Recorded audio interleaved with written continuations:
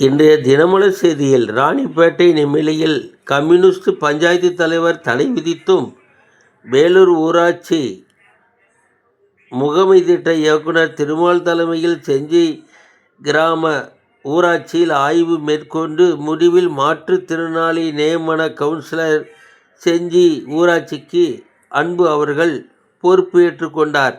வாழ்த்துவோம். இருமல் மருந்து விற்பனைக்கு புதிய கட்டுப்பாடு. டாக்டர் பரிந்துரைத்தால் மட்டுமே வாங்க முடியும் என மத்திய மருந்து ஆலோசனை குழு தெரிவித்துள்ளது. இருமல் மருந்து கொடுக்கும்போது உறுதிமொழி எழுதி டாக்டர்கள் கொடுத்தால் மக்கள் அதை வைத்து போராடலாமே.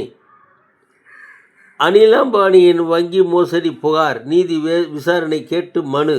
பதிலளிக்க மத்திய அரசுக்கு உச்ச நீதிமன்றம் நோட்டீஸ். வணக்கம்.